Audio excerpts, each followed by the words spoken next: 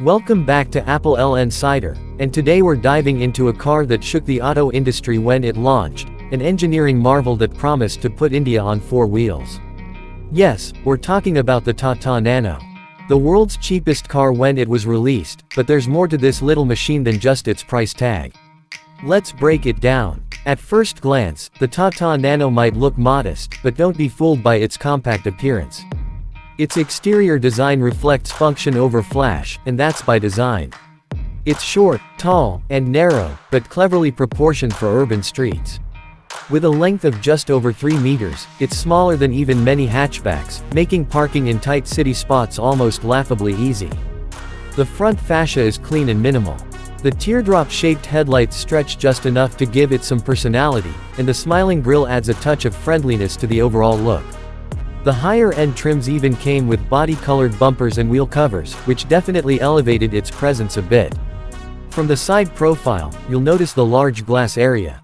The windows are big, the windshield stretches generously, and all of this gives the Nano a surprisingly airy feel from the inside. The rear is where things get really compact. It's almost vertical, helping maximize cabin space. The tail lamps are simple, upright, and practical, just like the rest of the car. It's not trying to be aggressive or sporty, and that's a part of its honest charm. It knows its purpose, and sticks to it.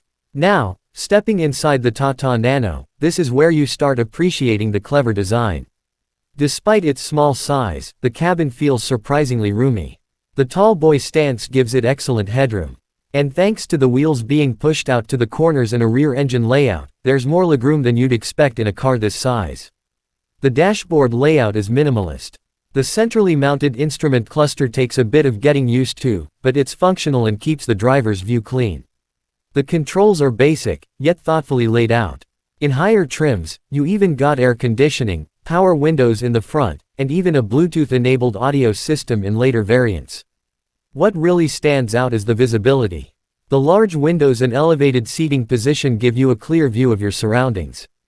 The seats themselves are basic but decently cushioned. Don't expect luxury, but they get the job done. Storage spaces are minimal but present. There are cup holders and small cubby holes for your phone or wallet. But one key thing to remember, the Nano's boot isn't accessible from the outside in early models. You had to fold the rear seats to access it. It's a bit of an inconvenience, but one that was corrected in later versions. Now, let's talk about performance. This is a city car through and through. It was never meant to race down highways or climb mountains. Under the hood, or more accurately, at the back, sits a tiny 624cc two-cylinder engine producing about 37 horsepower. That might sound laughable on paper, but with a curb weight of just around 600 kilograms, it does all right. In the city, where quick acceleration isn't a big priority, the Nano moves with surprising eagerness. The steering is light, which makes maneuvering in traffic a breeze. And the small turning radius. Absolutely perfect for crowded urban environments. Out on the highway, the Nano does feel out of its comfort zone. Speeds beyond 80 km/h bring noticeable engine noise and some nervousness in handling. It's stable enough if the road is smooth and the winds are calm, but don't expect the comfort of a sedan. Braking is adequate for its size, though the base variants missed out on features like ABS. Later trims improved on this, offering better tires and slightly more confident road manners. The suspension setup is soft, tuned for bumpy city roads. It handles potholes reasonably well, though a fully loaded cabin can make it bottom out on deeper craters. Fuel efficiency is where the Nano truly excels. With mileage figures hovering around 23 to 25 kilometers per liter in real-world conditions, it's one of the most economical petrol cars out there. Maintenance costs are incredibly low too. Most of its parts are inexpensive, and Tata's wide service network made ownership relatively hassle-free. And now, the price. When the Tata Nano launched, it carried an unbelievably low price of around 1 lakh rupees ex-showroom for the base model. That was its biggest selling point and what gave it the title of the world's cheapest car. Over the years, as safety norms and expectations evolved, the price did creep up, with later models crossing 2 rupees and 50 paise to 3 lakh rupees for the top-end variants.